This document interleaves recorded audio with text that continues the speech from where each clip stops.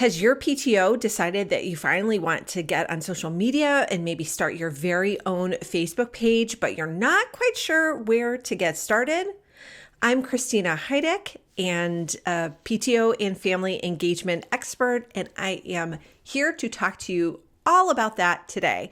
In this video, you will learn 5 different things that you need to do in order to get your PTO or PTA's Facebook page up and running. Make sure that you have all of the right settings and then have everything in order so that you can reach the widest audience possible. So let's get started. The very first thing that you need to do is choose a name for your Facebook page. Now, this sounds really elementary and of course I need to choose a name, Christina, but this is so important.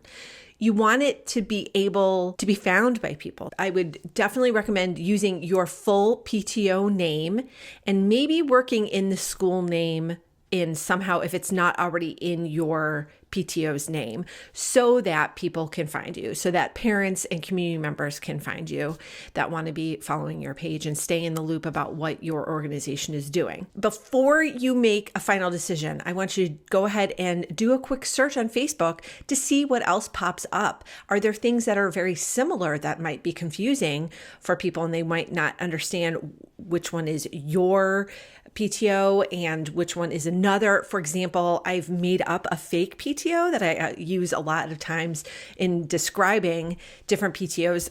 If you've watched my videos, maybe you've heard me refer to Bluestone PTO. That I just made that up, but I think there might actually be one that exists somewhere, and I didn't check on Facebook or anywhere before I started using that as my lame example, but I just wanted to create this PTO that I could just reference kind of generically. Go ahead and do yourself a favor and just give a quick search in the Facebook search bar and see what comes up so that you're not surprised and that you're not regretting your naming choice after the fact. It is way easier to change it at the beginning when nobody has yet started looking for your page and you've not announced it. The second thing you want to do is when you establish the page, you want to identify some other volunteers in your PTO to act as administrators on the account. You never want to have just one person. Never. I've gotten several emails from very distraught PTO volunteers saying the new president has locked everybody out of the account and is, I think in one case, the president was saying that they had to do a full audit, that no business could be posted on the PTO account. And mind you, this was in the middle of a school year. So it actually was a pretty big deal for the PTO not to be able to post on social media to reach the family. So it was impacting the programming, the fundraising, and just general membership efforts, because I think there was a spat between the president, who had the sole administrative control, and then everybody else on the PTO. So anyway, I don't know the full story there, but I know enough to know that that is a very bad situation and that you can really address that fact by having multiple administrators on the account. It's also something you want to note in your group's bylaws or standing rules so that if somebody decides to stop playing nicely, you can say, listen, problematic Patty, we've already decided that we're going to have multiple administrators, so everyone is staying on as we have them now, and you can just deal. All right, so some people that you might want to consider also adding either as administrators or as editors so that they have control. So the administrators, have top level control over the account and they can add or delete other people. So that's why you want to have multiple people there.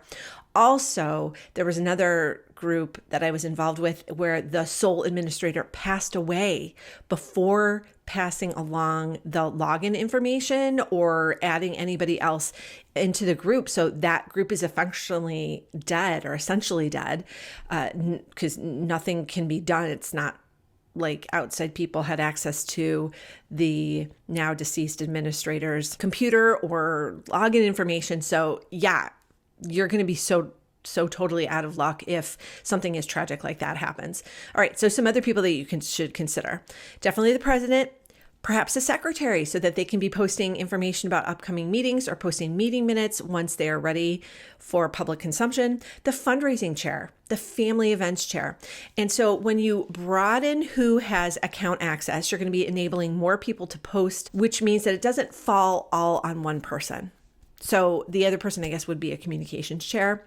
If you have that, typically they're not, that could be the secretary, but maybe it's not. Anyway, more people is generally better. I mean, you don't want to have like everybody and their mother on there, but once you all kind of have an agreement about what's going to be posted, I have found that it really isn't too big of a deal that everyone is not posting in the same tone or voice, that people aren't really paying that close of attention, so that it's really fine and that it benefits you to have more people on the account. This way, the family events chair is not saying to the communication chair, hey, can you post this?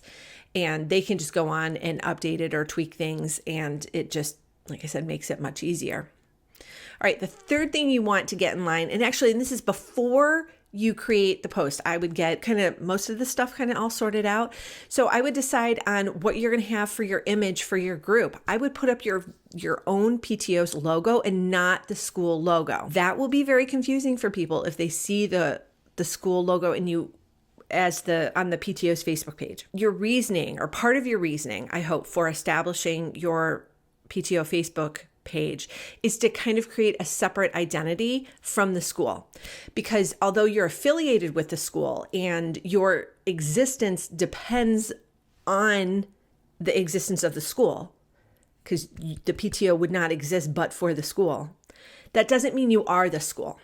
You really are a separate organization, a separate entity. Hopefully you have all of your paperwork so that you are a separate legal entity, but public facing in the social media world, it's really helpful if you're a separate entity there too.